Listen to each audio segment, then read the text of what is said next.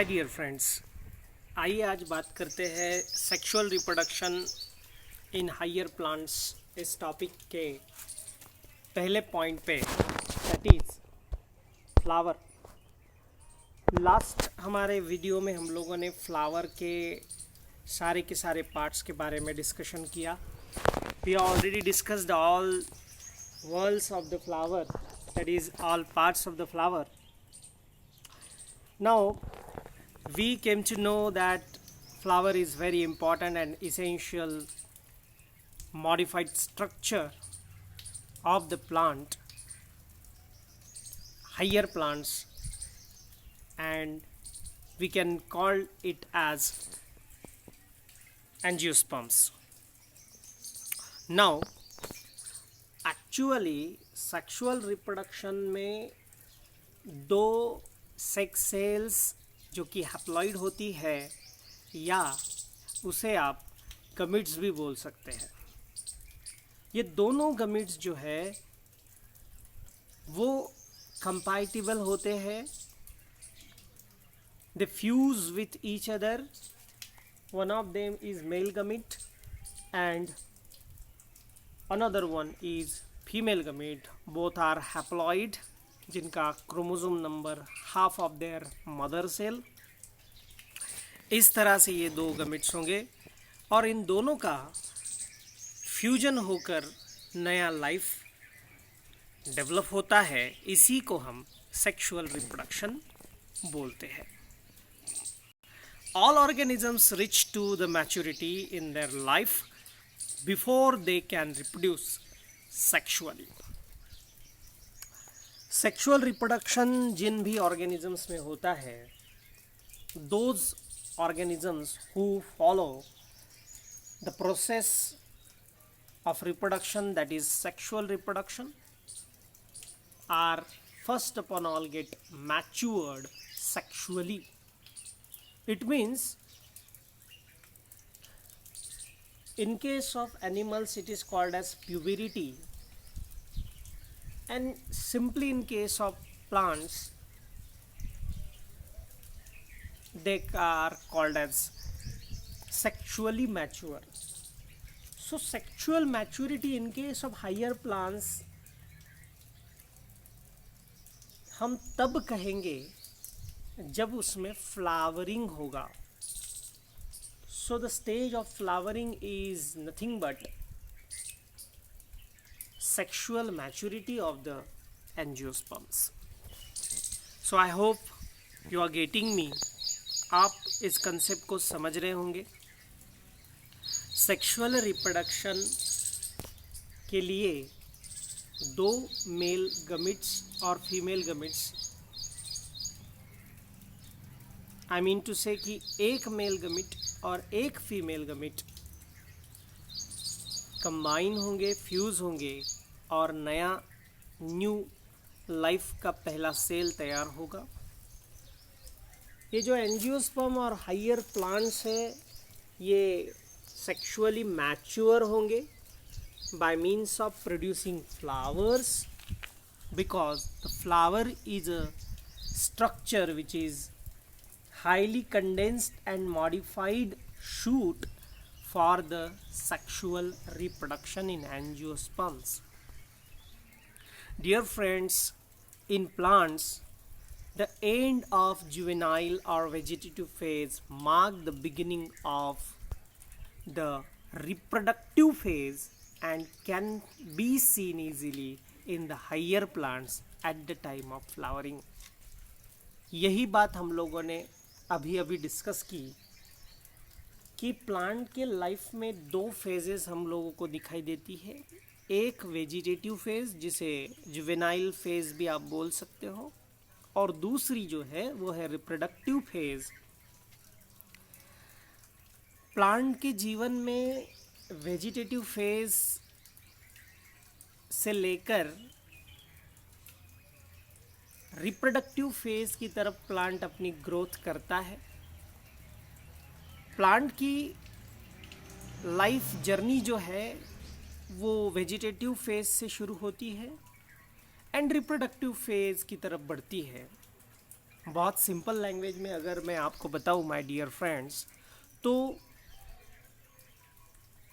Vegetative phase या juvenile phase का and flowering से इंडिकेट किया जा सकता है, या फ्लावरिंग आना ये एक मार्किंग है, ये एक मार्क है of the end of the vegetative phase in the plant.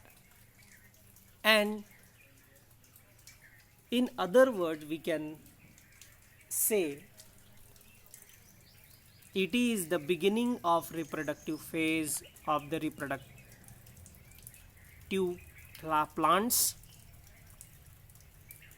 that is flowering. आपके स्क्रीन पे आपको फ्लावर का स्ट्रक्चर दिखाई दे रहा है, जिसमें आपको प्लांट पे आने वाले इस फ्लावर में सभी पार्ट्स, सभी वर्ड्स दिखाई दे रही है। आपको फ्लावर के स्ट्रक्चर में लेफ्ट हैंड साइड में एंड्रोशियम का मेंबर, स्टैमेन के 2 पार्ट दिखाई दे रहे हैं, anther and filament. Right hand side में आपको गाइनोशियम, फीमेल वर्ल जो है उसके मेंबर के 3 पार्ट्स दिखाई दे रहे हैं। गाइनोशियम का मेंबर जो है कार्पेल है, और कार्पेल के 3 part, upper stigma, middle style and lower bulbous part is ovary दिखाई दे रहा है। अदर नॉन एसेंशियल और एसेसरी वर्ल्स भी आपको दिखाई दे रहे हैं। आपको कोरोला का मेंबर पेटल्स दिखाई दे रहा है, आपको कैलिक्स का मेंबर सेपल दिखाई दे रहा है, आपको रिसेप्टिकल दिखाई दे रहा है, and inside the ovary the very important that is ovule दिखाई दे रहे हैं। साइड की जो डायग्राम आपको दिखाई दे रही है स्क्रीन पे, इस डायग्राम में male and female reproductive structures and their further development आपको दिखाई दे रही है up to the new plant is developed. So आइए इस वीडियो में और आगे बात करते हैं सेक्सुअल रिप्रोडक्शन इन एंजियोस्पर्म और हायर प्लांट्स के बारे में। My dear friends, the flower is a specialized reproductive structure of a plant in which sexual reproduction takes place. फिर से एक बार इस पॉइंट को हम लोग रिपीट कर लेंगे। फिर से आपको एक बार अपने ध्यान में रखना है कि flower is only structure which is developed on a plant for the sexual reproduction. My dear friends, अब बात करते हैं फ्लावर के बारे में। फ्लावर में जो वर्ल्स है वो 4 प्रकार की वर्ल्स है, और फ्लावर ये जो स्ट्रक्चर प्लांट पे डेवलप हुआ है, इसका फंक्शन जो है is to produce haploid gamete and to ensure that fertilisation will takes place. Plant पे, हायर प्लांट में फ्लावर का डेवलपमेंट का कारण एकमात्र यही है कि flower perform a function to produce haploid gametes. Flower इसीलिए तैयार हुआ है कि वो हैप्लॉइड गमीट्स को तैयार करे। फ्लावर आइदर दोनों gametes, mail and female gametes तैयार करेगा, या तो कुछ प्लांट्स में मेल गमीट्स अलग फ्लावर और फीमेल गमीट्स अलग फ्लावर तैयार करेगा। मतलब दोनों प्रकार की कंडीशंस हो सकती है। यूनिसेक्सुअलिटी एंड बाइसेक्सुअलिटी इस कंसेप्ट को नॉर्मली बोला जाता है माय डियर फ्रेंड्स। ये जो कंसेप्ट है, अगर दोनों मेल एंड फीमेल गमीट एक ही फ्लावर से तैयार हो रहे हैं तो इसका मतलब ये है कि उस फ्लावर में mail reproductive organ and female reproductive organ, that is androecium and gynoecium both are present. तो ऐसे फ्लावर को बाइसेक्सुअल फ्लावर बोला जाएगा. पर अगर फ्लावर में आइदर कोई भी एक ही रिप्रोडक्टिव स्ट्रक्चर ऑर्गन प्रेजेंट है, आइदर गाइनोशियम और एंड्रोशियम, तो आप ऐसे फ्लावर को यूनिसेक्सुअल फ्लावर बोलोगे. जब फ्लावर अपना फंक्शन परफॉर्म करता है, इट मीन्स कि फ्लावर गमिट्स तैयार करने में मदद करता है, फ्लावर गमिट्स तैयार करता है, हैप्लॉइड गमिट्स तैयार करता है, और it ensure that the fertilisation will takes place. Fertilisation को करवा लेने की भी रिस्पॉन्सिबिलिटी फ्लावर परफॉर्म करता है. फर्टिलाइजेशन का इंश्योरेंस, फर्टिलाइजेशन की गारंटी, फर्टिलाइजेशन का पॉसिबिलिटी और बढ़ा दिया जाता है फ्लावर्स के द्वारा. So my dear friend, typical flower consists of 4 different whorls, that is calyx, corolla, androecium and gynoecium. Sexual reproduction involves 2 major events. Dear friends, sexual reproduction का कंसेप्ट को हम अगर स्टेप वाइज समझने की कोशिश करें तो सेक्सुअल रिप्रोडक्शन 2 मेजर स्टेप्स में हो जाएगा. That is meiosis and fusion of gametes to form a diploid zygote and the production of genetically dissimilar offsprings. देखिए, सबसे पहले तो प्लांट में रिस्पेक्टिव सेक्सुअल ऑर्गन्स में, that is androecium and gynoecium में मियोसिस नाम का सेल डिवीजन होगा. मियोसिस के द्वारा गमिट का डेवलपमेंट होगा, जिसे हम टेक्निकल लैंग्वेज में गमिटोजेनेसिस बोलेंगे. गमिटोजेनेसिस मियोसिस नाम के सेल डिवीजन के द्वारा होगा. Meiosis is one of the cell division and it will produce male and female gametes in the flower. Then after these male and female gametes will fuse with each other by different means to form a diploid zygote. एक diploid complete cell होगी जो नए life की पहली cell होगी, और इसी से नए इंडिविजुअल्स डेवलप होंगे. और ये नई प्रोजीनी, नए इंडिविजुअल, नए ऑफस्प्रिंग पेरेंट से जेनेटिकली डिसिमिलर होंगे.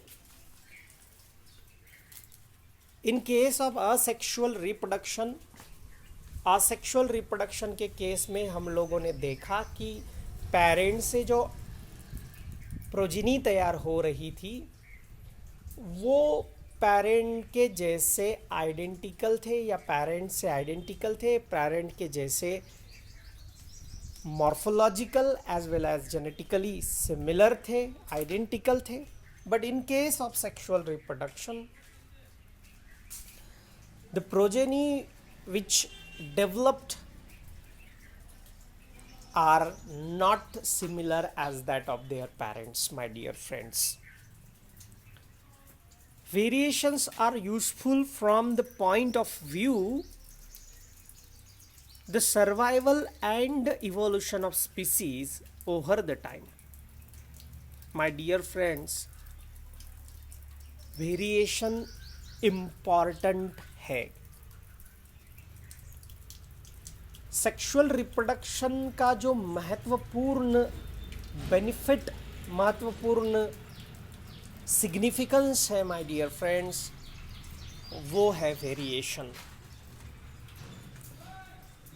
ये वेरिएशन ही है जो डार्विन्स के सिद्धांत को पूरा करता है, that is survival of the fittest. Environment में अपना सर्वाइवल, हर कंडीशन में, हर एनवायरमेंटल सिचुएशन में अपना सर्वाइवल करने के लिए लिविंग ऑर्गेनिज्म को जो चेंजेस चाहिए होते हैं वो आते हैं सेक्सुअल रिप्रोडक्शन के द्वारा, दैट इज वेरिएशंस के द्वारा, and the evolution of species over the time. ये वेरिएशंस ही है जिससे एनवायरमेंटल सिचुएशंस चेंज होने के बाद लिविंग ऑर्गेनिज्म को अपने आप में चेंजेस करके नए टाइम में, फ्यूचर में एनवायरनमेंट के साथ कोप करने की एबिलिटी प्रदान करता है,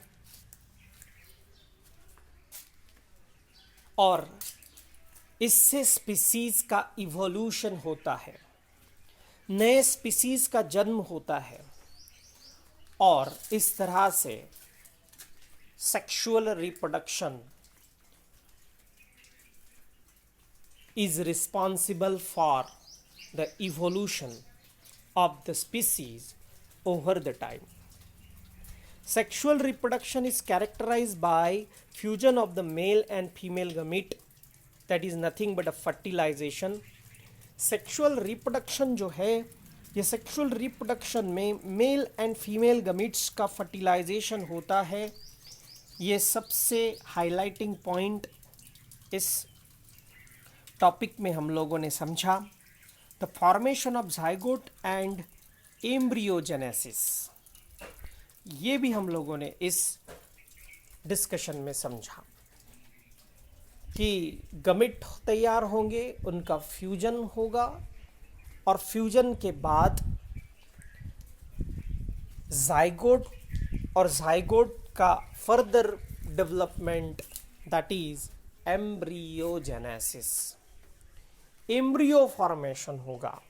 ये embryo in future after proper development will result into new individual plant.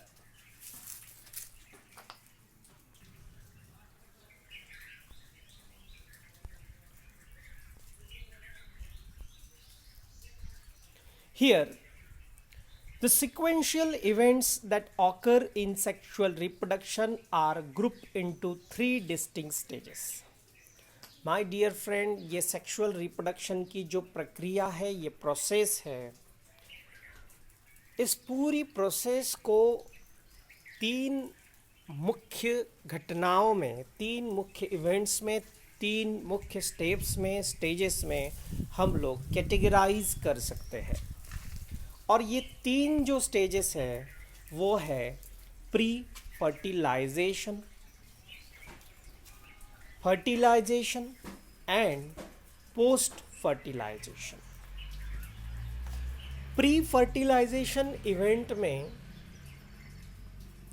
Fertilisation, that is fusion of male and female gamete की जो घटना है, दैट इज द मेल और female gamete respectively from male organ and female organ, इनका जब union होता है, इस प्रोसेस को बोला जाता है fertilisation.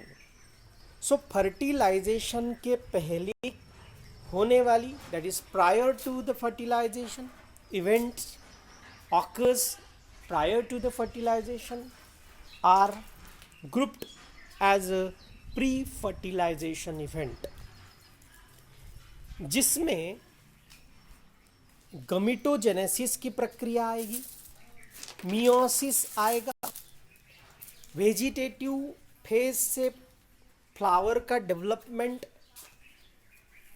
Maturity of the flower, maturity of the male gamete, male reproductive organ, that is androecium, maturity of gynoecium, and the process of development of gametes, that is gametogenesis की प्रक्रिया आएगी. Beside this, प्री फर्टिलाइजेशन में pollination भी आएगा, क्योंकि pollination is the process of transfer of pollen grains from anther to the respective stigma, और इसके बाद में फर्टिलाइजेशन होगा. So pre fertilisation, then the process of union of male and female gamete is fertilisation. And my dear friend, fertilisation की प्रक्रिया से जो result आएगा वो होगा जाइगोट, और जाइगोट से आगे का जो जर्नी है इसे पोस्ट फर्टिलाइजेशन इवेंट बोला जाएगा. सो माय डियर फ्रेंड, यहाँ स्क्रीन पे आप जो कुछ स्लाइड्स एंड पिक्चर्स देख रहे हैं, जिसमें आपको वही structures, that is male reproductive organ का डिस्कशन एंड डिक्टिक्शन यहाँ पे दिया गया है. आप देख पा रहे हैं कि यहाँ पे फ्लावर में के एंड्रोशियम का पिक्चर दिखाया गया है. एंड्रोशियम का जो मेंबर है, दैट इज स्टेमन, उसका स्ट्रक्चर दिखाया गया है. स्टेमन्स के जो पार्ट्स है, एंथर एंड फिलामेंट्स, उसको भी दिखाया गया है. Then my dear friend, this is nothing but a male reproductive whorl of the flower, and it is androecium, and individual member of androecium is called as stamen, and stamen consists of filament, anther and connective. So in order to move further in the discussion of sexual reproduction in angiosperm,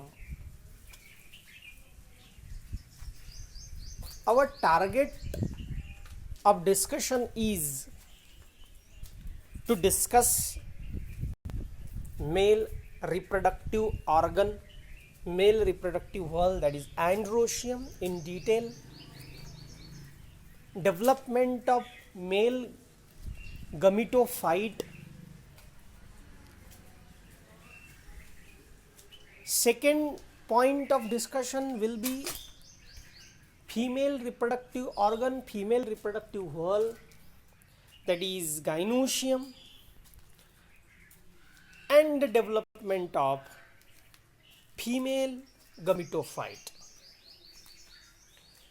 So let us start the discussion of male reproductive whorl, androecium.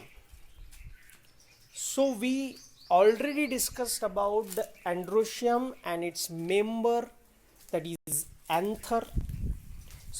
stamen, and stamen has three parts, that is uppermost kidney shaped anther, which is fertile one, जो कि fertile है, जिसमें pollen grain तैयार होने वाले हैं,